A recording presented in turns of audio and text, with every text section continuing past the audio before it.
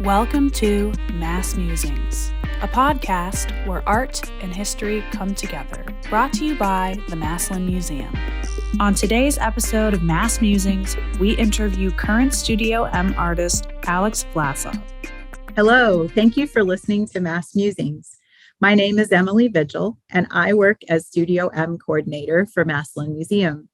I'm here with Massillon Museum's podcast producer and social media manager, Anna Young. Hello. And I'll introduce our guest now. Alex Vlasov is an artist currently pursuing a Bachelor of Fine Arts in painting, along with a minor in art history from the Cleveland Institute of Art. Using a vocabulary of art making established since World War II, his work explores the strategies of the original conceptual movement and examines how a painting can dance between the conceptual and material. Vlasov is a recipient of the CIA Gund Family Scholarship and Mary Seymour Brooks Scholarship for Painting. He has shown his artwork in the 74th and 75th Student Independent Exhibition at Reinberger Gallery in Cleveland, Ohio. Studio M presents this university student exhibition as a venue for an emerging artist. So we're so happy to have you join us today, Alex. Welcome. Thanks for inviting me. I'm so excited to be with you guys. So, Alex, I would love for you to describe the concept and the form of your exhibition for our listeners and talk about that dialogue between the two kinds of painting that you have in this exhibition.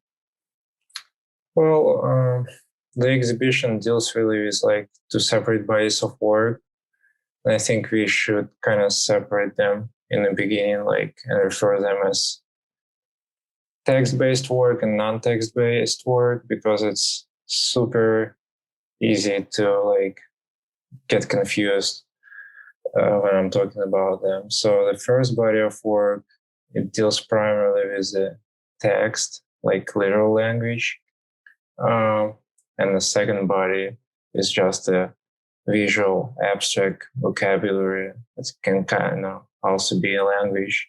So this dialogue between them, I think it's interesting how, when you look at the text-based work and you can see the images in your head, for instance, if you look at paintings, I don't know, that says, go to hell and meet Picasso, you can probably imagine an image of Pablo Picasso in your head, or Picasso in hell. And when you look at more non-text-based work, you can come up with different sort of images, or you can even come up with a text in your head. And so I think it's interesting dialogue that you have, you look at text-based and you see images, you look at the images and you see text. You kind of dance between, different sizes of paintings, between different qualities of texture on the surface, between different mark making. And so it becomes an ongoing dance between the conceptual, the material, the form, and the content. And the form leads you to the content itself. So it's not I'm not prevail the form over the content. The content do not prevail, the form. So it's really interesting dance. I agree. I love how in your text-based paintings, you purposefully include texture and you purposefully have details in the work that relates and refers to the painting as an object and draws on those similarities with the abstract, colorful artworks. And I definitely see that dialogue between the two. And I think it's really exciting to have both of those ways of working and to show them together. So I think you've succeeded in that, because you kind of, when you go in the exhibition, you look at one and you look at the other, and there's that relationship between them. So I also think it's great that in the text-based artwork, you've highlighted your sense of humor. And why do you think that's important? Right in your artist statement, you talk about the current moment in history that the world is experiencing and talk about humor in that context. Well, I think it's really hard to separate yourself from the work because I am who I am, right? And it would be like, and I'm an optimistic person. I'm trying to have fun. And it would be like very, very strange if I'll start making paintings like out of burnt umber or burnt sienna, right? So I think the work highlighted this like optimistic worldview, and the text base is really like about humor and how to smile when it's chaos outside. Mm-hmm. Yeah, and I do see that like with your palette that you use in the abstract artwork as well, that it has some of that like kind of irony and brightness, as you say, optimism, and it's uplifting, and it like doesn't take itself too seriously, which I think is great. So I have to tell you our museum assistant Chris Kraft and I, you were here, we unpacked the exhibition, we arranged everything together, and then you headed back to Cleveland. And it wasn't until after you left that I realized that I didn't have the titles for your text-based paintings. They're not titled what's written in the painting. So I didn't have those titles matched up. I had your titles, but I didn't know which one went with which painting. And you had carefully and meticulously prepared everything, like this whole process, which I really appreciate, by the way, as somebody who coordinates exhibitions.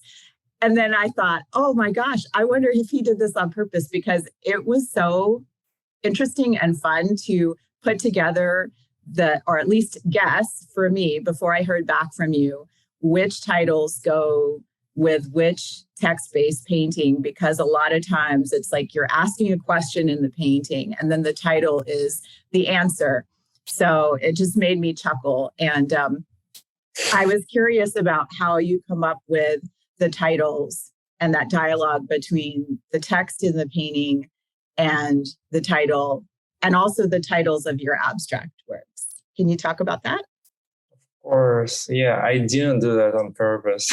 I wondered, because you're very careful about like every detail, which I loved, but. I promise I didn't do that on purpose. It's okay. It's actually funny enough that when I was drawing back, I was like, yeah, I forgot to tell them the titles for the text-based work. And that's easy to get like confused, because you can probably like pick all those titles and, choose it for every work in the exhibition. But yeah, for abstract work, I have like it's a file on my phone for the titles that I'm like keeping.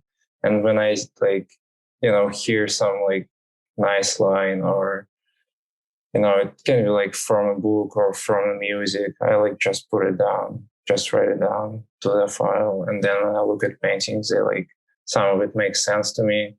And I just title them because I think it's a good way to title them. It can lead you to some like images, but I think it's more like about personification of paintings. And I'm like, kind of from my titles, you can see who I am, right? You can like know my biography in some ways, not knowing me.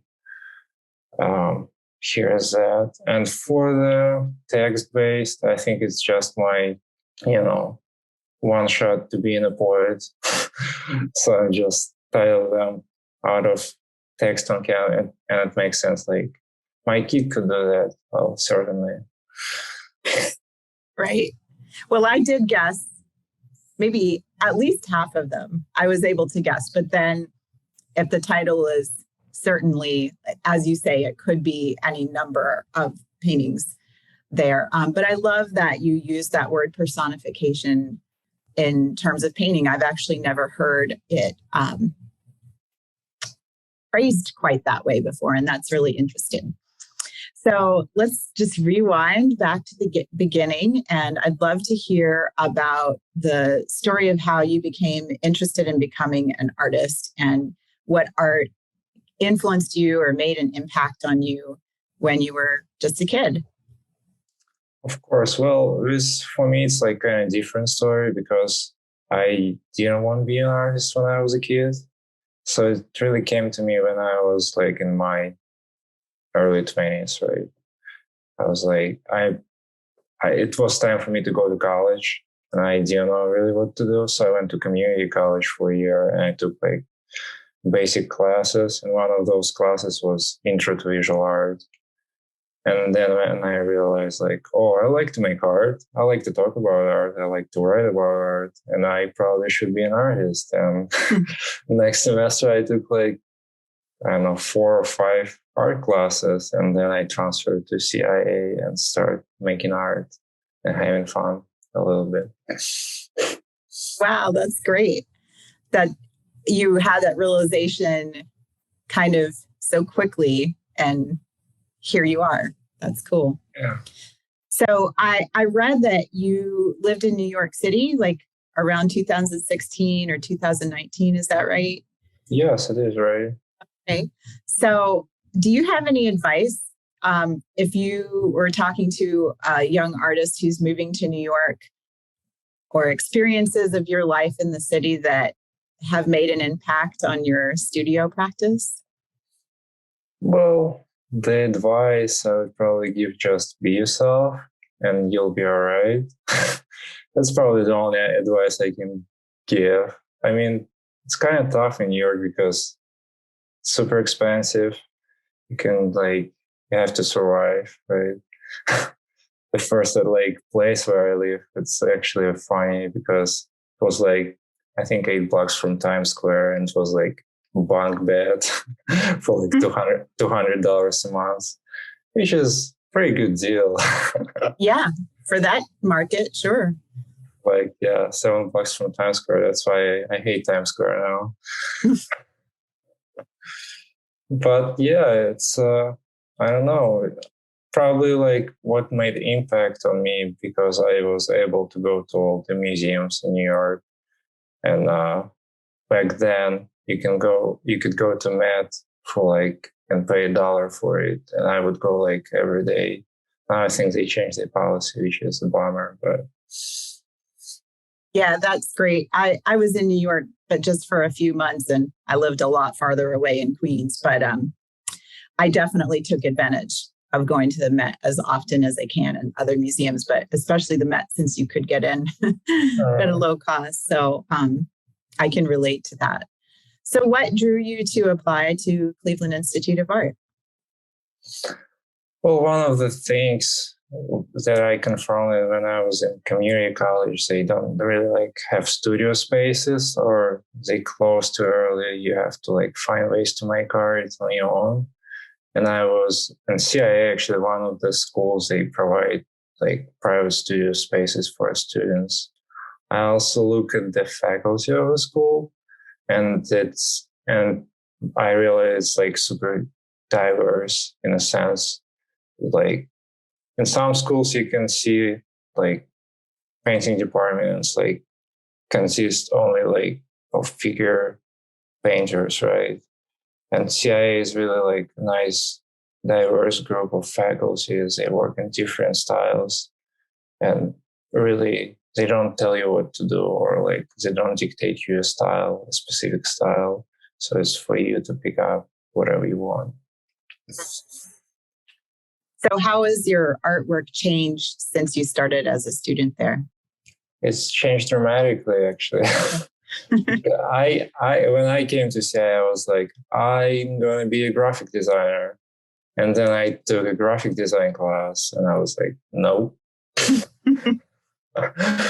And yeah, like I was, well, it's pretty funny because now I think that graphic design class made some impact on me in a sense. Like when I'm making a text-based work, some people like, oh, it's a nice typography in there. I was like, I guess.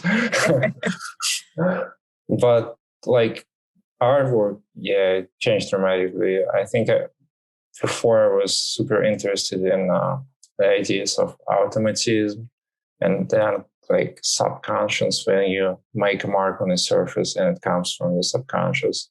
Now it's more like self-contained, and I'm like, know what I'm doing in a sense when I make the mark. It's intentional. Yes. So have you done any collaboration with other CIA students? Yes, I have. Actually, that's another good thing about CIA is that they have like so many different departments, and you have all your friends like in different departments, and it's easy to collaborate with them. I've collaborated with my buddy from ceramics, so he made like a vase, and I did a glaze on top. I collaborated with a student from metal and jewelry, so I like made some graffiti on concrete. Now I'm actually collaborating with one of my friends from painting. We are doing a mural soon in the city of East Cleveland. So it's pretty exciting. That's very cool. Mural projects are, I think, one of the best collaborations that you can do with painting, especially like public, in the public eye. So you'll have to keep us posted when those are up and ready for the world to view, because I spend quite a bit of time in Cleveland. So I had another question, and it's geared toward some things that you've posted on social media, because I follow you on social media. That's exciting. And you had made a post on Instagram about how everyone is a painter. Can you talk a little bit about your feelings on how the fashion industry and others have commercialized the artist, quote unquote, look? I loved your caption letting people know that you have paint covered clothes, if anyone was interested. And yeah, I think that that's just a very interesting thing that we're, as a society, putting our money towards. Yeah, I agree. Well, personally, I think it's ridiculous. Well, and I'm saying it like super softly, right? I think it's quite a circus, like this commercialization of artist look, right? First, they say like painting is easy, making art is easy, but like they don't see us as intellectuals or like on the same level as they are. And then one party of these people, they commercialize our look, and another party, they replicate our style, like our lifestyle, and it's ridiculous a little bit. So that was my comment on that. If you want to like monetize our look, probably you should pay us. Or if you want to replicate our, like, if you want to be an artist, like just be one. You don't have to buy all this $600 shoes with paint on them. I have plenty, I can do it for free. Yeah, it is ridiculous. And I think that the main thing is, just pay us, pay the artists, pay us for our work. Don't rip us off. Like, that would be wonderful if you could just help us, so then we won't have to live as starving artists anymore. Exactly. So did you receive any private messages or backlash from Jerry Saltz after you posted the image of him kneeling with his hands up in prayer position next to your painting, which reads, "The art market is one of the most corrupt organizations in the world," which I assume that you layered that in Photoshop. And I love that you tagged him. So I was wondering what kind of feedback you got on that post. Yeah. Me and Jerry are best buddies now. He just called me yesterday. He was like, "Alex, I want to participate in a group exhibition with my friend Jeff Koons." I was like, "Yeah, I'll think about it. I'll let you know." But if seriously, it took me so much time to make that post, like 2 minutes in Photoshop. so much time.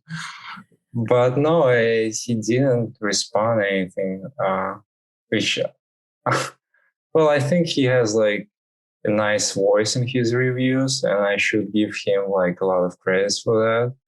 But I think nobody cares about another review on Jeff Koons or Jasper Johns.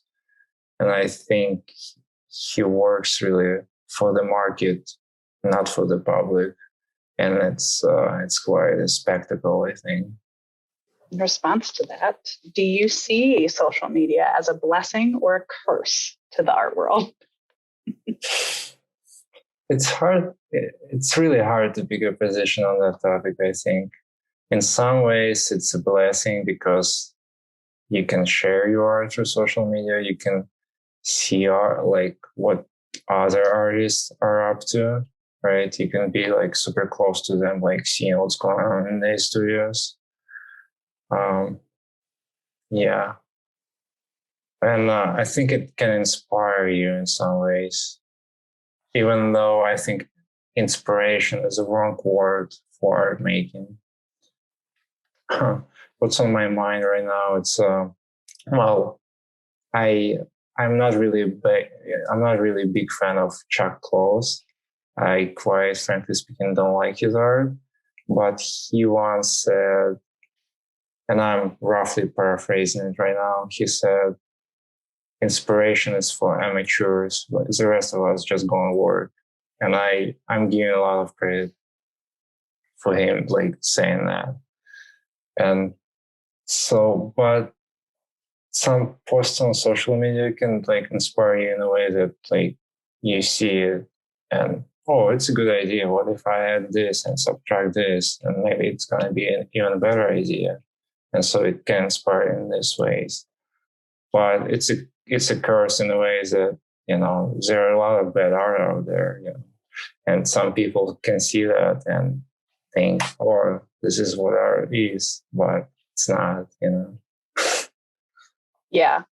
And I think that there's some people that, and I know I've talked to other artists about this too, where they feel like they're constantly, for a minute, they're making art for the internet instead of just making art for art's sake, you know, and the fine art sense of, especially during COVID, because nobody was able to show in a physical space. So then having this feeling of being a content creator instead of actually being an artist, because you're just making it for the screen. And it just has such a different impact in person than it does, you know, in an Instagram story, or, you know, like seeing your paintings in person versus on Instagram just had so much more of an impact. And I think that, you know, if people think that, well, I can consume art on the internet and never go anywhere and actually experience it in real life, right. I think that that's what I hope we can change a little bit with that. So it's a nice way to say that. Yeah. I was thinking about that too as you were talking, because just the dependence of everyone on social media, especially during the beginning of pandemic, just went way up. And it's a different experience of life. And I think in some ways it makes the world smaller, and in some ways it makes the world bigger, because you are like limiting yourself.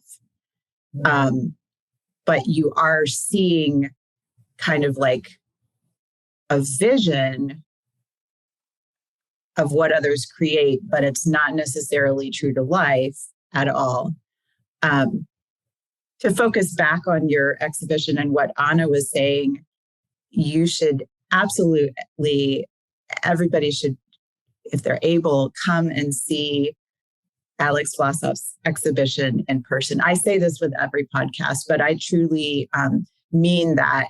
To get the full experience, there's something to be said for standing in the gallery and taking it in the physical, like real world sense. So I really appreciated the detail. Again, I was talking about how when we were installing this exhibition, I could see the attention and the like meticulous way that you built these paintings, built the stretchers, stretched the canvas, really played up the material properties of the paintings themselves, the text-based paintings that have texture, the abstract paintings that have flat, like stained areas, and then that have like a really thick texture on them, and the vibrancy of the color.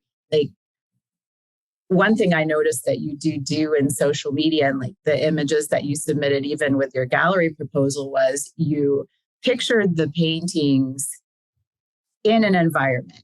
So you could see that they're objects on the wall. They're not a flat image. Why do you think it's important to pay attention to fine craft when you're making paintings from the inside out? And why do you portray the images of your artwork on social media, not cropped to the image, but showing them like as objects in a space? Well, yeah, I think there are a lot of things to unpack in your question.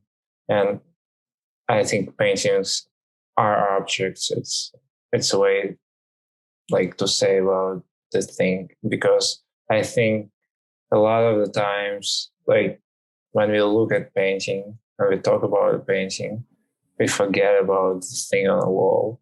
We talk a lot about other things that surround painting itself, but I think we forget that it's an object. It's on a wall, it made out of paint, all that kind of stuff, all those certain conventions that surround the painting. And about the sides and the edges, like wrapping up the edges. I have a funny story to tell you. Me and Cooper, who is a teacher at school and became a good friend of mine over the years, he's also like a wonderful artist on her own. So we had like a studio visit and we talked about and some stuff. She was saying like how she went to New York and saw Luke Toyman's show, and she was like, "Well, I'm staying in front of that painting. I'm looking at the sides, and I realized like, people were stretching canvases in the 50s, like they put like copper stretching tags on the sides, and it was in that painting." She was like, "Think about why the hell did he do that, right? Nobody stretches the canvas that way for the last 50 years. And then she, like in a conclusion, she said, "When I stood in front of that painting, I realized it's a love letter to painters." And I thought it still sticks with me. I think a lot about that, how like you pay attention to the details, you invest your like time and everything in there. And I think it's my way, like, to show appreciation for what I do, and my like love letter to painters, artists, and all people who are involved in the art like world itself. That's a great way of putting it. And I really appreciate it. I'm a painter as well, but I think just the viewer to see that attention to detail. And that is part of the dance that you have between the material aspects of the painting, the way that you're using the art elements, and the conceptual, right? I think also the word dignity is important, and it's a big part of conversation. I think that dignity should be in a word. Whereas there is no dignity, I'm like super upset when I look at paintings. And go ahead. And actually, I had a conversation with my like friend some time ago, and he said, which is like really nice compliment to me, was, "I'm learning from you every day, and I just learn how to love art because you spend so much time on those details." That he was like, "I hate to build stretchers. I hate to like prime the canvas and all that kind of stuff. But you do that and you invest yourself. And it's really a nice way to show appreciation for what you do, because it's a privileged thing to do if you think about it." And you use, not only do you build the paintings from inside out, but you also, in terms of that vocabulary of paint and materials themselves, use spray paint, enamel paint, different painting mediums, and a variety of ways of applying the paint and tools that you apply with. So I'm intrigued by the thick impasto paint in your abstract work, and also some of the text-based work, like your checklist painting. The check mark was like raised up, and it has such a presence, whereas the rest of the paint on that painting is like a dark stain, like a chalkboard. Mm-hmm. And then the text is, like, oh, he did that with a round brush to get the edges to be soft like that. So I'm just curious about the painting medium that you used for that thicker paint. Like, what are you mixing into your paint to do that? Well, with the thick paint, I'm mixing spackle, acrylic paint, and water, and it makes it like, super smooth. But with the materials themselves, it's like about the idea. So I have that idea, for instance, with, as you say, chalkboard paintings. This is like the idea itself, to make it as close as possible to look at it like a chalkboard. So you have to find the ways like to convey that. So, and you just like try and stuff, and then, okay, enamel paint works with oil paint the best, and you do that. And in more non-text based work, it's about the idea of a space, how you arrange the thing in space, and you use the materials to do that for you, instead of making illusions like in the Renaissance, right? Do you experiment a lot until you find the right combination? Yes, I make a lot of like sketches and tests before I make a painting. So going back to the checklist paintings, you have 2 of them in this exhibition. Do you think of those as a series? Are you going to be making more of them? I actually made, before them, I made some of works like that. But now, yeah, maybe I'll do more. It's always fun thing to do. I think when you delivered your work, I was kind of like, I just relate to that to-do list. And I like those paintings a lot. So everything about them.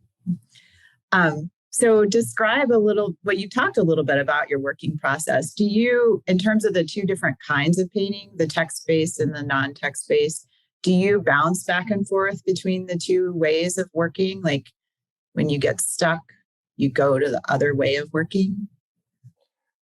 Well, yeah, now I have those 2 bodies of work, so I can bounce between them, which is a good thing, because sometimes you feel stuck in one painting, and you can move to another and make another painting. It's always good, like, to have multiple bodies of work at the same time, so you can move back and forth.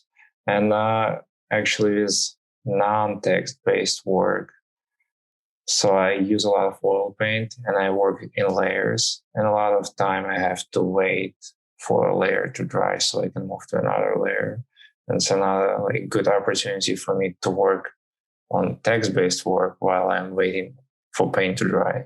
I think that everyone hates waiting for paint to dry in any sense of it, whether it's in our homes or in art making.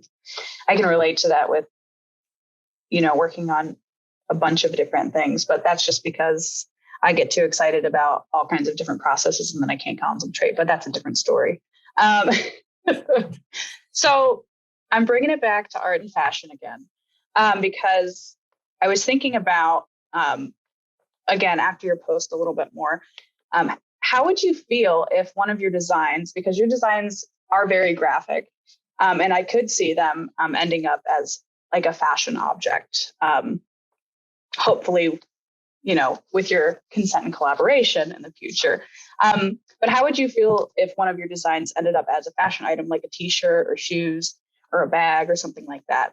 Just thinking about it, because there has been artists in the past successfully that have done that and made a really great living. Keith Haring was actually selling his images on clothing and shoes in Soho in the mid 80s. And he considered it an extension of his work.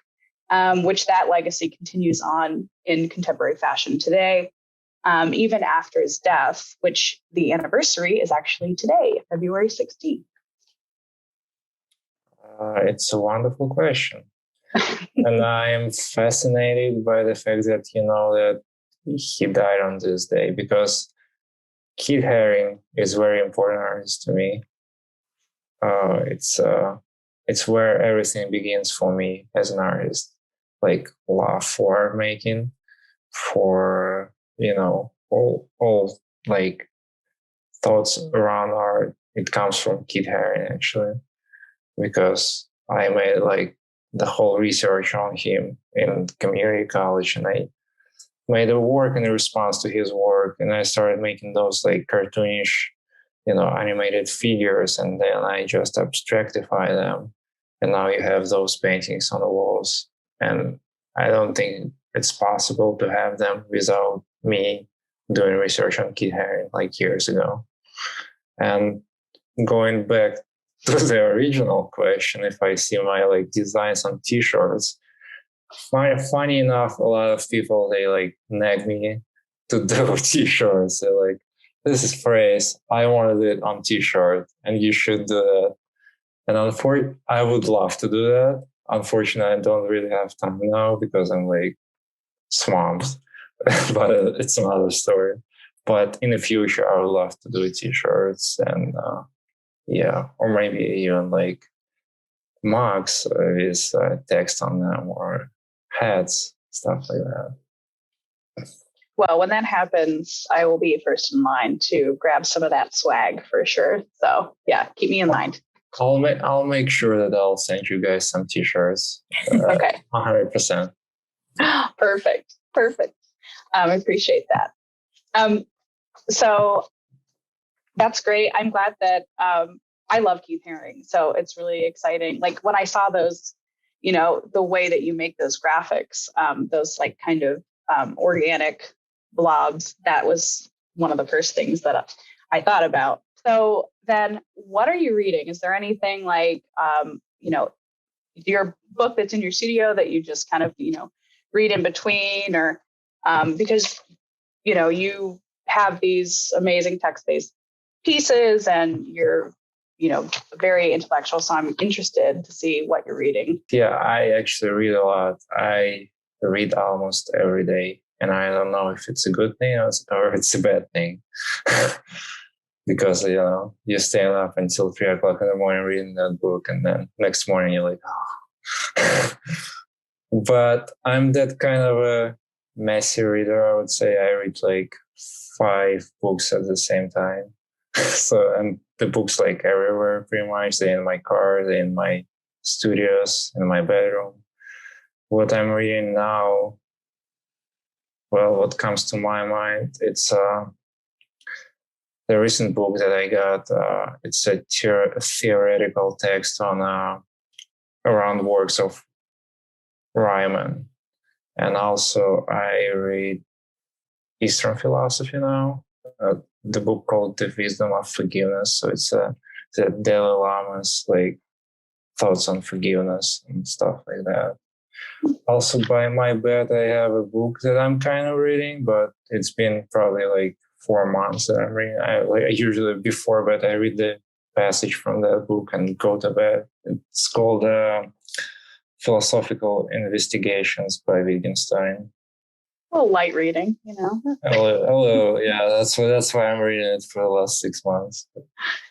Wow, that's incredible. I don't know how you do it, reading so many different things at one time. I feel like I'd get things mixed up. But that's awesome. So kudos to you definitely on that. So maybe there's some cross-pollination that's happening between the books.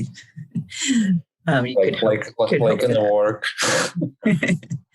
So I'm going to name 3 topics, and I would like you to pick which one of them you're most interested in and tell us why. So typography, comedy, or poetry? None of the above. Or none of the above? I don't know. It's hard to say. I'll stick with with poetry because, I make paintings and I don't have time to write poetry. And then when I think about the titles, I think it's my one shot of being a poet. So yeah, poetry sounds nice, but comedy is nice too. Yes. Well, I think you're hitting both of those things in artwork. And thank you. I thought first about the comedy, and then I thought about typography just because of the handwriting and the visual aspect of forming letters, the way that you break up sometimes you break up words. So I think it forces me as a viewer to look at the form of the language. And then I enjoy corresponding with a poet friend of mine, and he was suggesting that I read language poets. So I started, diving in on the internet and doing research about language poetry. And then I was thinking about your work and I was like, oh, there is a relationship to poetry. So that's why I asked that question. I was curious from your perspective about that. But those are some of the things that I was thinking about as a viewer. Mm-hmm. So to touch on a little bit more on painting and drawing, your artwork that's on your website and some of what you included in your proposal includes works on paper. And sometimes you paint with sumi ink onto the canvas. Do you use the term, like in your mind, painting and drawing? Are those things interchangeable with you, or do you think of them as two different things? It's a tough one. The difference between painting and drawing. It's always conversations that we have in the studios. What makes it drawing a drawing? What makes it painting a painting? In my practice, sometimes it's hard to separate them. Well, it's hard to separate them by those morphological definitions, like the conventions of a certain discipline, right? If we talk about drawing, it's like it's on paper, probably that's a drawing, right? But what if I use paint on paper?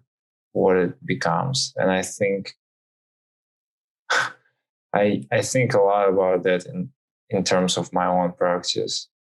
I think I like to say that I paint like I draw, and I draw like I paint, because in painting it's more self-contained for me. I'm more careful in making a mark than in drawing. I'm super loose, right? I'm making these ideas and I don't care what that is, because I can start a new drawing in 10 seconds. So, and I think the work in the exhibition, if I that says, should I draw a painting for you or something like that? Should I paint a drawing for you?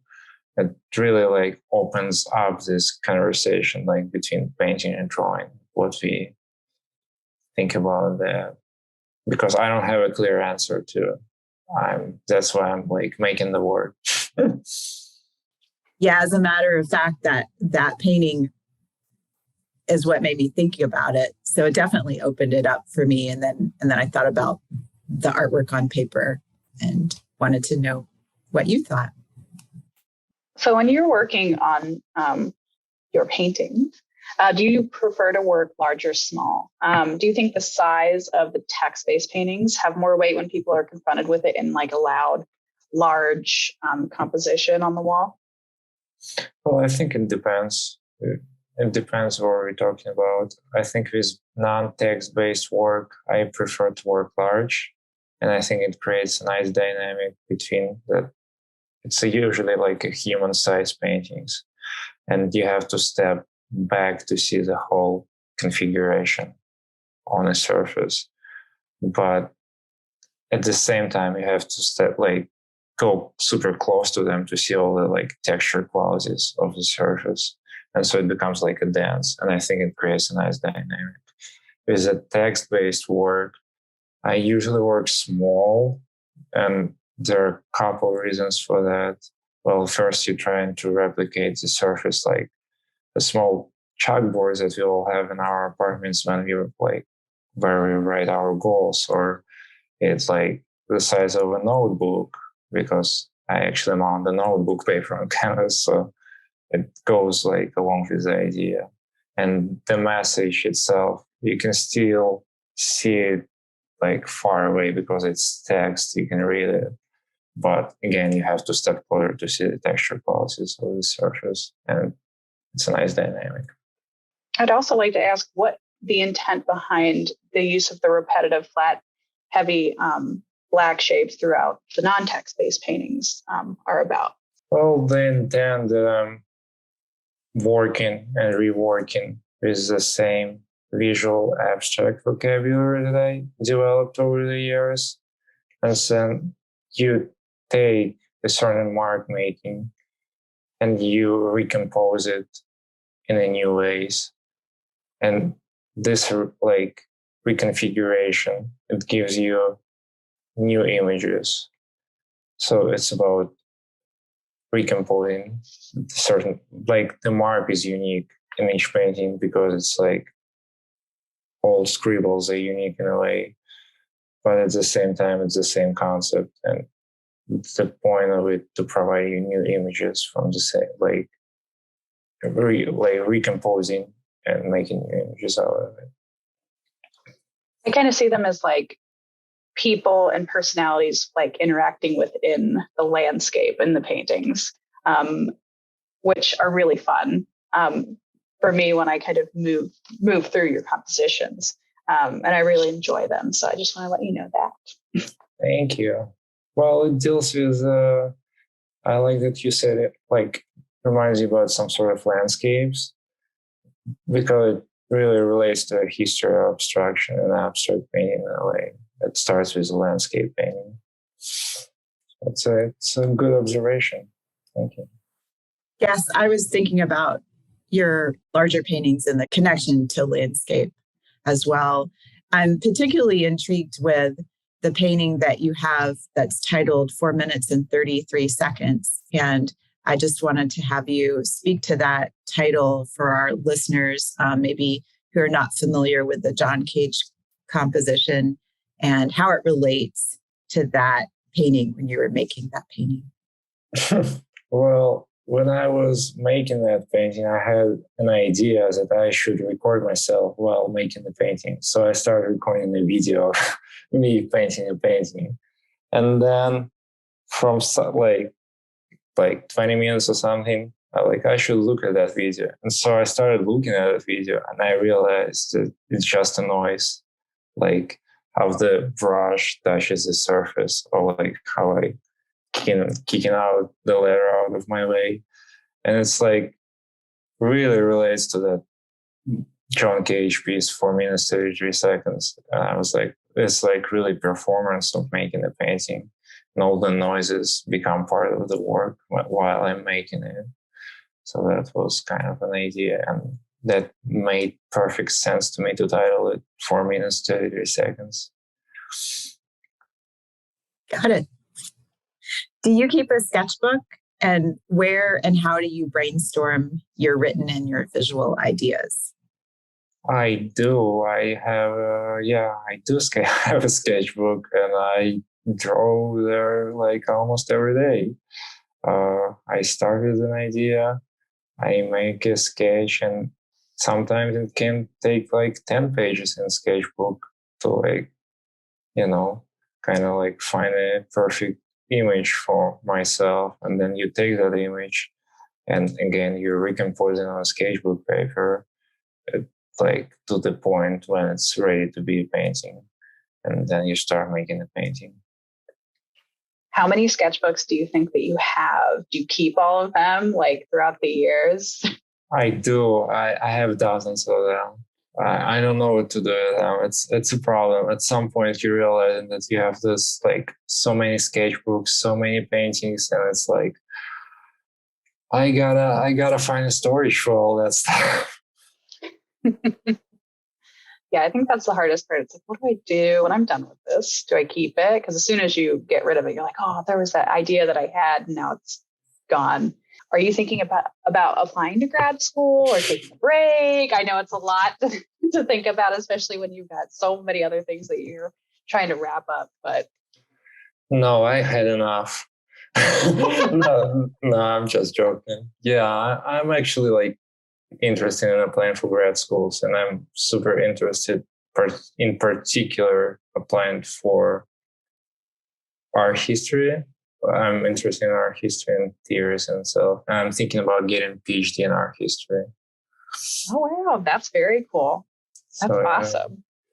Do you have any like schools on your list that you're, leaning towards for that, or not quite yet?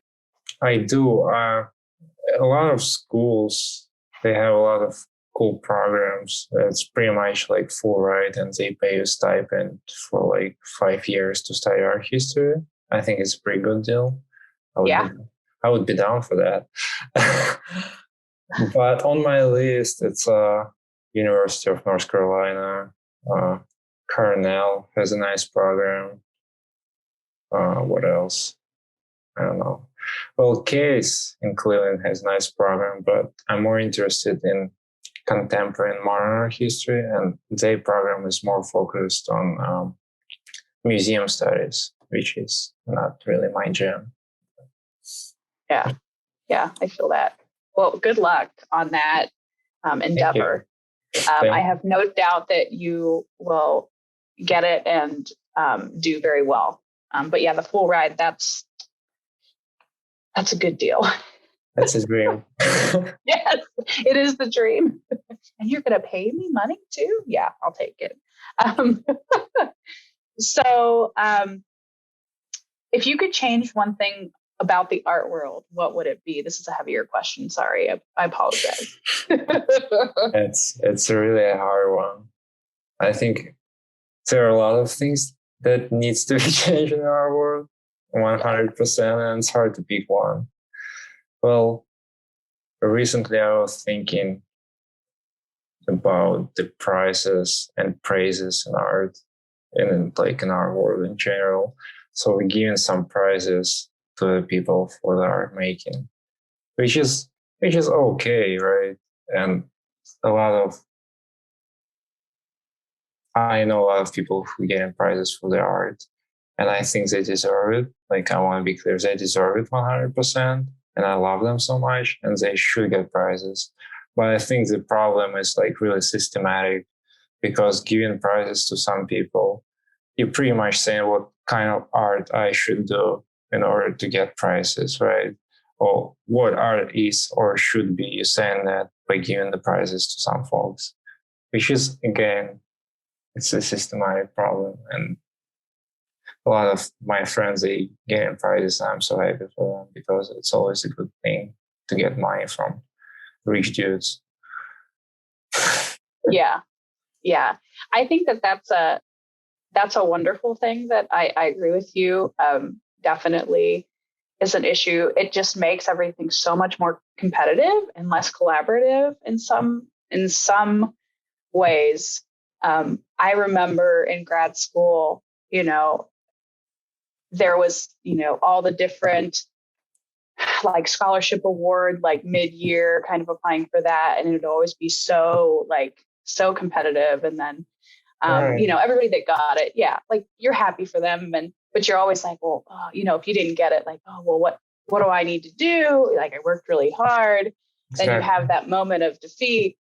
But something that sticks with me every time I think about that, Liz Cohen, who is the artist in residence at Cranbrook for a time, she told us not to get discouraged by any of that, because she said that a lot of the people that were winning all of the awards, like in undergrad and in grad school, didn't end up doing as much or going as far as all of the people that did not, because it was harder for them in the real world because they expected those prizes. Right.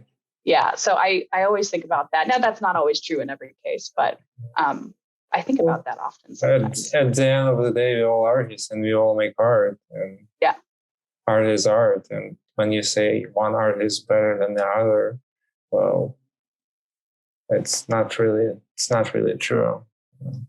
So going back to your plans and your goals, do you envision yourself when you, let's say you, after you get your PhD in art history, what are your dreams for your future as an artist? Do you see yourself focusing solely on art history, or do you think that you will continue being a practicing artist? Oh, definitely 100%. And I'll be in my studio every day as much as I can. So it's it's a way for me to go out there. And I'm planning on teaching later, so I can teach, and at the same time I can juggle all this artist thing together and be an artist. And the dream is pretty much to be in the studio as much as possible. That's great. Well, obviously those would feed into one another. So do you have any additional exhibitions coming up that you would like to publicize and share? So, well, yes, one of my paintings, it made to student exhibition this year, and it's up at Reinberger Gallery again. It's going to be up until I think March 11th. And in March, I have my solo exhibition. Nobody knows, but you guys know. So it's going to be in March, and it's going to be up, I think, for 12 days. It's between March, I think, 7 and 16th or something like that. And it's going to be at Anne and Norman Roulette Galleries. It's a student and alumni gallery at CIA. And the title for the show, My Kid Could Do That. That's great. So you have 3 concurrent or artwork in 2 solo shows and also in the student exhibition. So I would encourage all of the viewers and listeners to this podcast to please go and enjoy and take in Alex Vlasov's artwork, whether in any of these exhibitions, but especially the one at the Massillon Museum in person. So his Studio M show here, I promise to make a fabulous painting tomorrow, will be up through April 6th. So you do have a little while to come and see it in person. And I want to thank you so much. We were excited in creating questions for this podcast, and I've just so enjoyed getting to speak with you this morning. And I plan to go and take a look at the show again right after our conversation. So thank you so much. I had so much fun, guys, and all your questions, you guys surprised me. It's wonderful. I love it. Thank you so much. Appreciate it. You're welcome. Take care. Take care. The Massillon Museum would like to extend a huge thank you to our operating grantors, Arts and Stark, and the Ohio Arts Council for making programs like this possible.